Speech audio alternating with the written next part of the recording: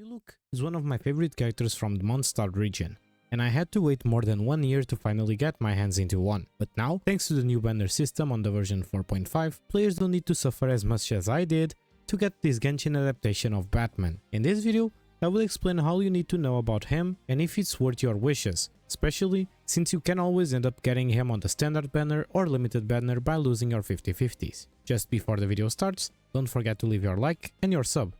97% of you are not subscribed, and doing so will motivate me even more. Just like always, all my other links are in the description for those who are a little bit curious, and for those who want to support me even more, you can always become a member.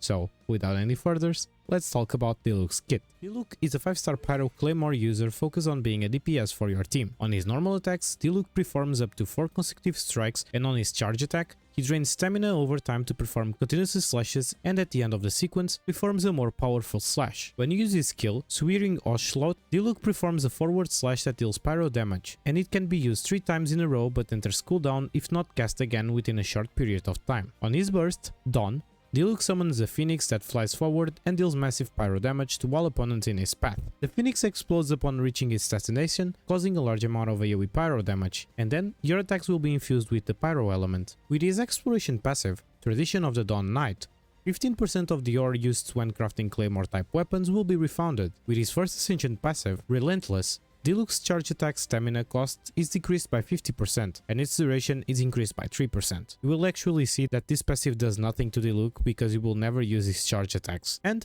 on his second ascension passive, Blessing of the Phoenix, the pyro infusion provided by his burst lasts 4 seconds longer. Additionally, Diluc gains 20% pyro damage bonus during the duration of this effect. His talent priorities are the following: focus on your normal attack first, then your skill, and for less your burst. His best in slot set will be Crimson Witch of Flames. On the 2-piece, your pyro damage will be increased by 15%, and the 4-piece will increase the damage of any reaction related to pyro, while also giving you 7.5% pyro damage bonus for every skill you use up to 3 stacks. This set is tailor-made for Diluc, since he is a reaction-based DPS, while also being able to use his skill up to 3 times to proc the full passive of the 4-piece set. Another good set for Diluc is Gilded Dreams. On the 2-piece, you will get 80 EM, and on the 4-piece, within 8 seconds of triggering an elemental reaction, your attack is increased by 40% for each party member whose elemental type is the same as you, and your elemental mastery will be increased by 50 for every party member with a different elemental type than you. Gladiator is also amazing on Diluc thanks to the attack you will get from the 2-piece,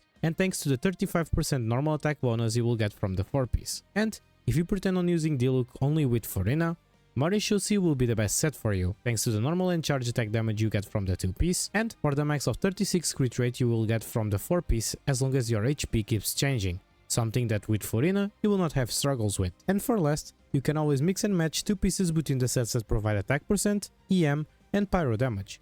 But keep in mind that you should always aim to get the 4-piece Crimson Witch or 4-piece Marishosi if you want the best Diluc build. Now that we know the best sets for Diluc, let's talk about the best stats you need to be looking for. For the Sands, attack percent or EM, it's good to have a balance between both of them, so see what your build is needing more and try to find it on the Sands. For the Goblet, pyro damage bonus. And for the Circlet, crits. For the substats, you should focus on crits, attack, EM, and ER.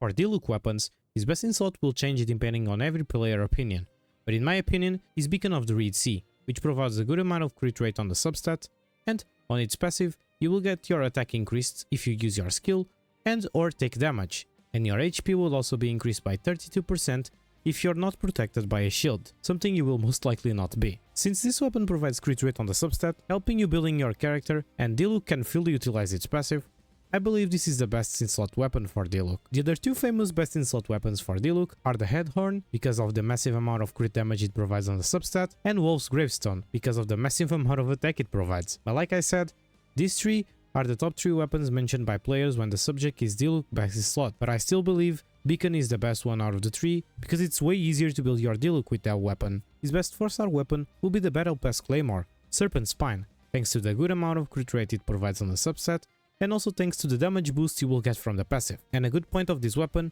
is that you can refine it with time if you keep buying the Battle Pass. This weapon is by far the best 4-star option and even competes with weapons like Wolf's Gravestone because it provides more than just attack. For his best F2P weapon, the Event Claymore Mailed Flower will be the best pick.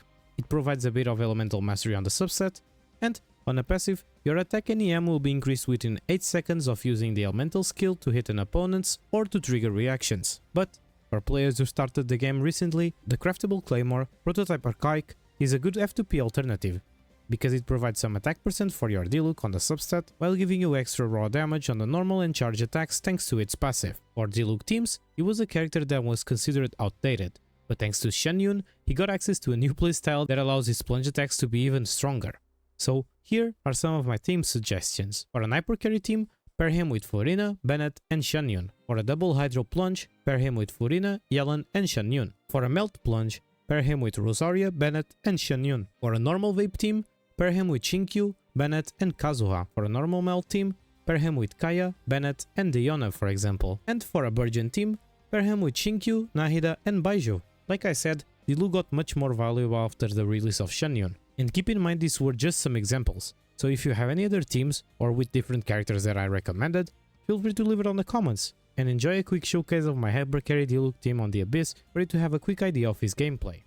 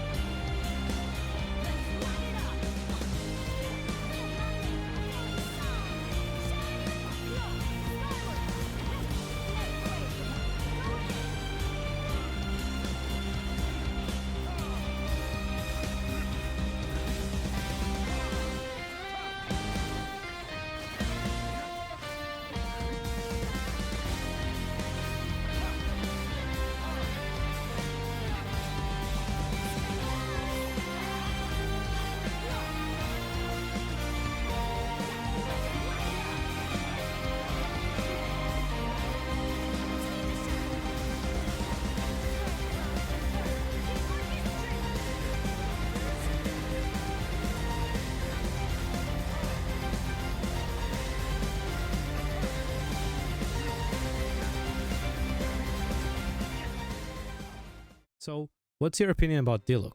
Is he still worth your pulls?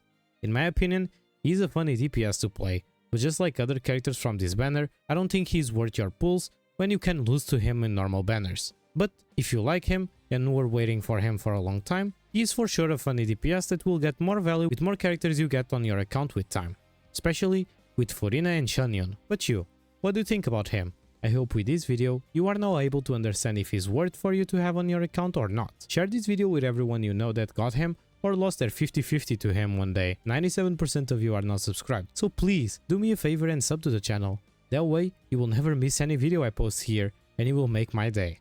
A special thanks to my members for trying to support me even more. And thank you so much for watching this video about Batman from Genshin. I wish you all an amazing and peaceful day. See you in my next video. Bye.